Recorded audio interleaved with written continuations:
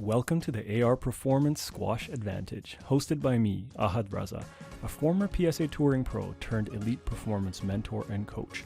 I break down tactics, technique, fitness, and mindset by analyzing players from the past and present, both men and women.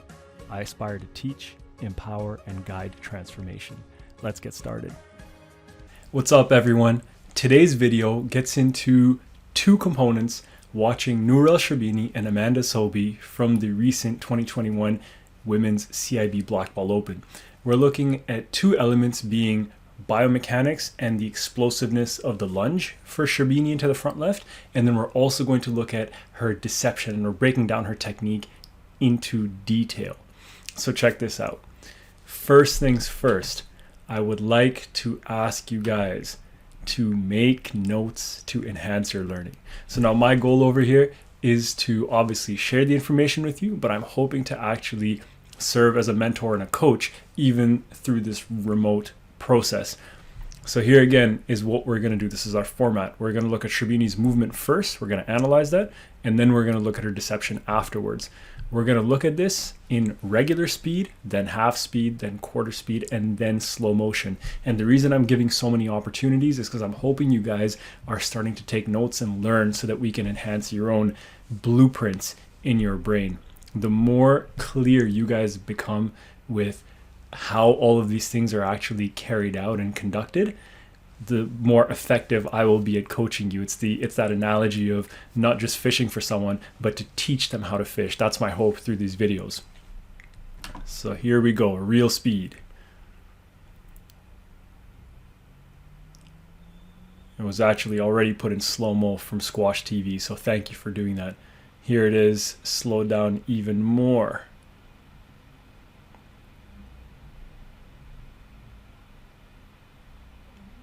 And one more, even slower, coming up.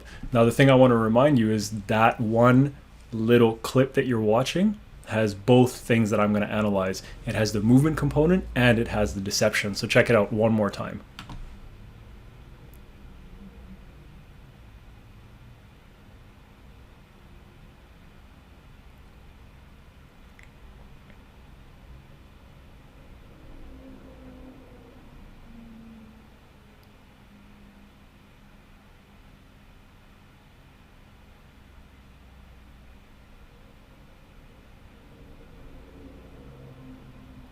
And there we have it. So now we can begin breaking it down in slow motion. Again, if you need to, please pause the video, watch those clips again, and make some notes to test your learning and your understanding. So now when I start this, we're going to watch a few things. Number one, you see right as Amanda Sobey is about to hit the ball, Sherbini is in her split step. Both feet are off the ground. Sherbini's eyes are on the ball. And she's going to plant that back foot when she realizes that it is a counter drop. She's going to plant this back foot and she's going to move forward. So let's watch that. There's that back foot plant. And then she does something interesting.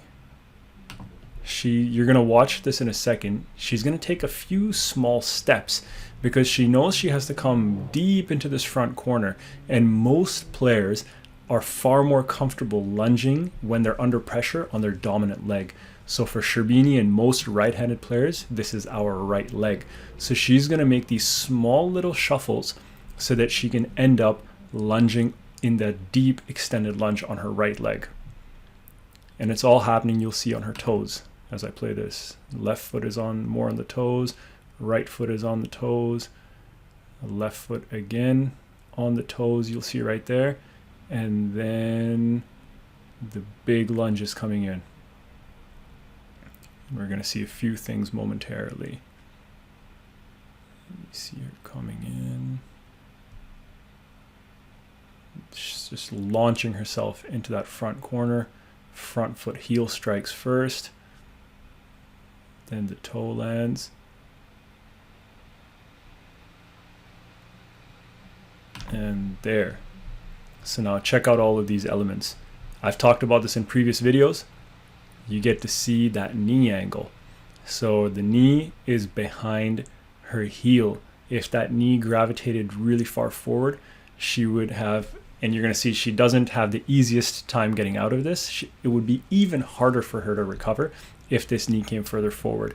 Look at that mobility and flexibility. She's able to get her back parallel, almost more or less parallel to the ground. The arm is in full extension, and she's got her left hand, free hand, planted on the ground to act as additional support for herself. Now, if I keep this going, you're going to notice a couple of things now. Number one, I wanted to point this out more as a technical thing, but all players, as soon as they hit the ball, you see the balls coming across the screen here, her eyes are on the ball, even from that super deep position. So that's really critical. Then you're going to see this back foot start to drag in, and in a moment you're going to see her upper body lifting out of it as well. So the back foot is coming in, and as the back foot is coming in, the upper body is coming out. The hand pushes off the ground. Not really an aggressive push, but it's a slight push. And then you're going to notice she's bringing that left foot around, and the right foot is actually acting as a bit of a pivot for her. And then that left foot plants, and then this is going to allow her to plant at this slight angle and push back towards the middle of the court. And there's the push.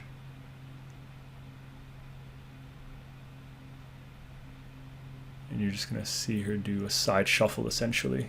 Both feet leave the air for the side shuffle momentarily. There it is. And she's back on the tee, almost on the tee. So now if Amanda Sobey managed to actually reach that ball, well, Sherbini would have been a little bit more prepared to go get it with that recovery. So that's the biomechanical, physical, fitness side of things. That position that you saw when she was in that super deep lunge with the knee angle, with the hand on the ground, with the back parallel, you can literally just practice getting into that position and getting comfortable in that position, even with both your hands on the ground.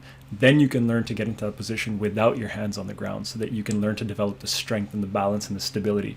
Now, it's going to take a whole lot more than that. You need a really strong core. You need to be doing a lot of strengthening work for the hips and other parts of the body. So if you want access to some of that, I'll share a link in the description where you can actually go and show your interest in a fitness training program that I'm working on. It isn't ready yet, so the link I'll share with you is actually just for you to sign up if you're interested in receiving that, so that you can get closer to getting in those kind of positions that Sherbini was just in.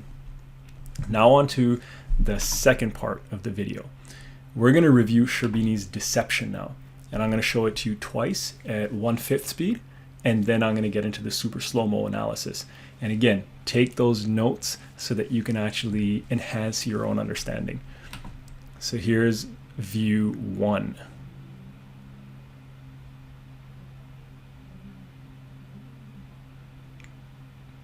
View 2.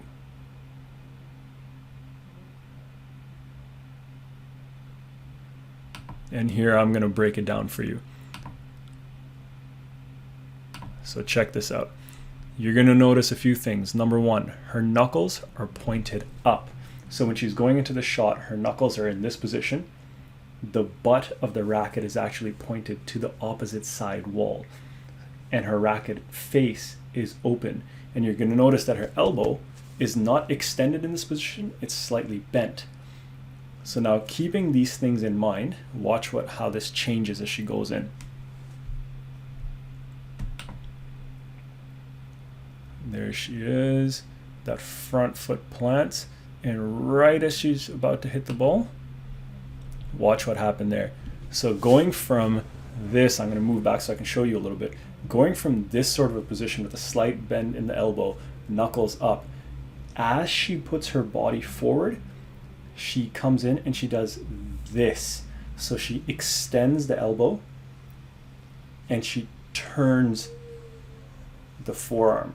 So she rotates the forearm clockwise, extends the elbow, and puts the momentum of her body and just this little bit of extra snap from here to generate the power. And what looks like a flick of the wrist is actually not a flick of the wrist. It's the elbow and the forearm that are actually generating that. So this is critical because most people think that all the pros do this kind of stuff, but that's very rare. It's more of these little efficiencies to generate power and actually do this. Now, again, just looking at this, one other minor thing that you can see as a cue for yourself if you want to go practice this is now you see her knuckles are actually not pointed up anymore. They're pointed more to the right. And you can see the butt of the racket, which was originally pointed out to the right side, is now pointed towards her body because she's rotated that forearm. And you can see the arm is in full extension, and the racket face now is pushing the ball in this direction, as mentioned.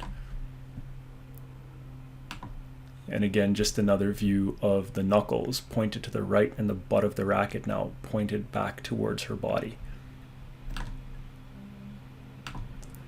So there you have it, a detailed analysis of two components. Number one, we saw the breakdown of her biomechanics, her body position, her knee angle, and all of those things. The second thing we saw was how she engaged in deception. Now, the two things that are super critical are physicality. She needs to have the mobility, the strength, the stability, the balance, all of those things to get into that position that you see on the screen, number one.